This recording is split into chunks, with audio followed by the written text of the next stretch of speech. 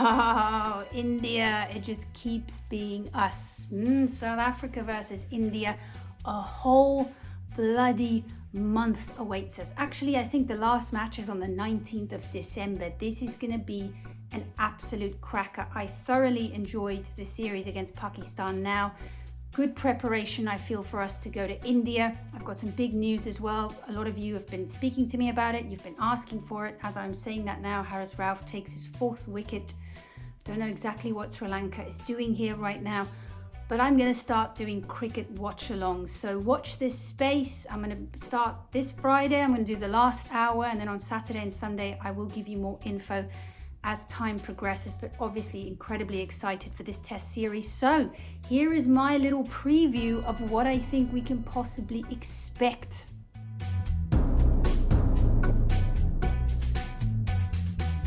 Right, I feel like we're going to have to start with this baby here. I mean, come on. Wow. Now what this is telling me, and I feel like already now, as you see here, ESPN Crick Info, they posted this, which is very interesting to me. And I got to tell you, I'm not surprised, because I think a big talk would have been before this series was going to be what kind of pitches are India going to present to the Proteas, right? Because I feel like it's still fresh, everything that happened against New Zealand. I think the West Indies, they were very excited to take some inspiration from New Zealand.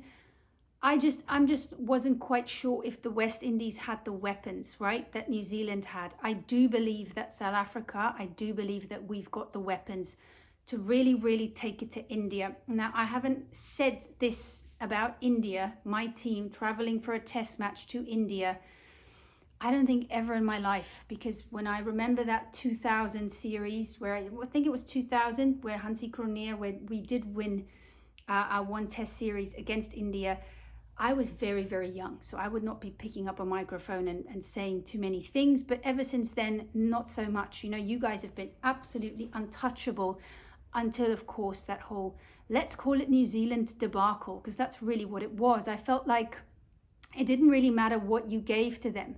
You were almost, you are now perhaps maybe almost a bit scared to really put some spice in these decks, right? You want to make a rank turner. In came Mitch Santner and one of your very own Patels. We've got a Patel as well. His name is Maharaj, our South African Indian born. Santner wasn't even a regular in the red ball setup, and he was absolutely phenomenal. Maharaj will be licking his lips if that kind of opportunity is given to him. That was also on a black soil, actually. The Santner, that was the second test match where Santner was absolutely unplayable. He was phenomenal. It's going to be one of those bowling efforts that we're going to remember for the rest of our life. So I think with Maharaj and now with Simon Harmer, this is a guy, I feel like you guys, maybe you look at the Virat Kohlis and etc.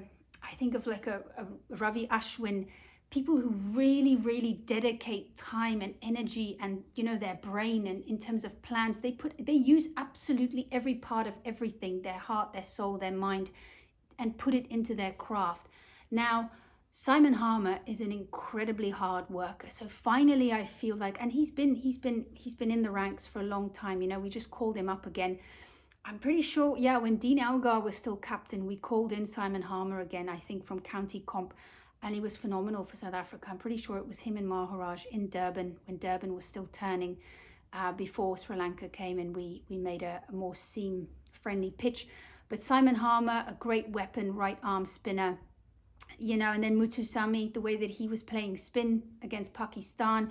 You look at how, Rickleton for me, De Zorzi, both of them, I did not expect them to be that great against spin. I got to be honest, and I probably got to apologize, because then again, I've never seen them in those types of conditions, right? But they were absolutely phenomenal. They were brave. They had so many options to choose from.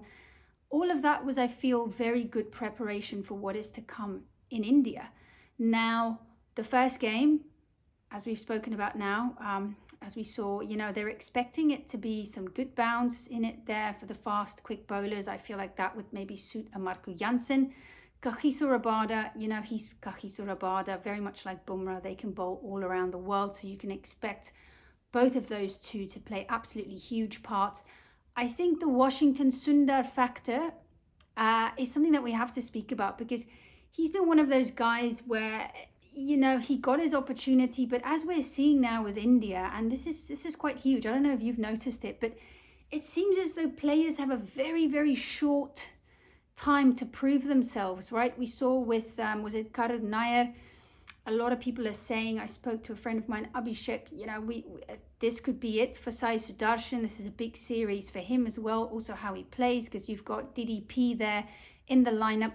Dhruv Jarrell, you know, he's been fantastic. He's also been one of those guys where whenever he's been given an opportunity, he's been grabbing it and he's been using it and he's been putting in those performances. So what are India going to do? Because if you look at your bowlers, you're probably going to go Siraj, Bumrah. Siraj was hit quite all around the park in that A game. So that's interesting, as well as Akashdeep and Prashit. So yeah, I wonder which way India are going to go. I assume it's going to be Siraj and Bumrah. And then Kuldeep, who didn't manage a wicket in that second innings. I don't remember the first one. You all know I'm a big fan of Kuldeep. And then obviously Sundar. I guess no Akshar Patel. What's your opinion on that? Let me know. Do you want 6 bowling options, or do you feel like you'd rather want to go heavy on the batting? Because look, I got to tell you, I do think South Africa, we've got a lot of weapons in that bowling attack. And I think what we proved in Pakistan is that if you are not batting first, then that second innings becomes very, very important. Now, yes, we had some heroics from Rabada and Maharaj, but I do feel like with Bavuma back in that, because remember, we did all of that without Bavuma. And Bavuma has been our best performing batter for the last few years now, right? So it's good to see him get a score as well. So I feel like whatever is thrown to South Africa, because lately we've just not been winning any tosses. But then again, Gill has also not been winning any tosses. So that's going to be the first big battle for me, is going to be who's going to win this toss? Although Bavuma is very good at winning tosses. It's Aiden Markram that's not bloody good. But I feel like I'm very excited. I feel like we are meeting each other at a very good time. I feel like you'll feel confident beating the West Indies the way that you beat it. I feel like you'd be reluctant. Look, I don't know what the second test is going to be. If it's going to be, let me know if you know, if it's going to be a red soil, black soil. But I think South Africa, we've got some seamers, and we've got some spinners that can do some serious damage. An outside shot for me is a Nandre Berger, you know, because we're looking at reverse swing possibly coming in. I don't know what it is about him, but he's incredibly quick and he really can swing that ball. So I wonder if they'll give him a go. This is just my outside pick that I think probably not going to happen, but I would love it to happen. Yeah, I'm incredibly excited. Guys, I would never have said this, but I really do feel after what I saw in Pakistan, got to throw the New Zealand thing in, got to throw the SAA thing now, but I'm feeling this is very much a 50-50 game. Pant is also coming back from injury. He's obviously a big match player for you guys. South Africa will probably have Dewald Brevis in there.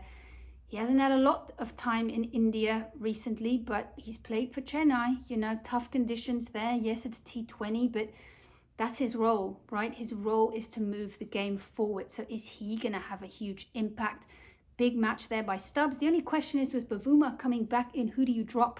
Now, we've got a wicketkeeper problem, because I feel like it's tough to say this because he's performed in a lot of other matches, but Carl Farina was probably the guy that underperformed the most. So what do? Stubbs, Rickleton keep wickets, but Rickleton opens the batting, right? It's a huge no-no in Test cricket for your opener to keep wickets. And then Stubbs then come in at number 4, and then Tony de Zorzi at number 3, although Stubbs has got a good average at number 3. So I feel like maybe Carl Farina is going to be picked just for the sake of, well, obviously he's a very talented player, but he just didn't really. My point is, how do you drop players that made really good scores in Pakistan just because we need that wicket keeper? Do you understand what I'm talking about here? If it's based on merit and based on form and how you perform in these conditions, that's kind of the way I feel that we're going to go. Anyway, who is your 11 for India versus South Africa? You can give me both if you want. And stay tuned, guys, because on Friday I'm going to be doing my first watch along. I am going to be repetitive about this. I'm never repetitive about anything, but I'm really excited to start doing this. I'm going to do it for the last hour on Friday because I know you've all got work. And then on Saturday, I think I'm going to do the afternoon session. And then on Sunday, perhaps the 2 sessions, because day 3 I feel is going to be absolutely epic. But let me know your thoughts. And geez, on a level of 1 to 100, how excited are you? Because I'm actually sweating right now. But anyway, let me know your thoughts.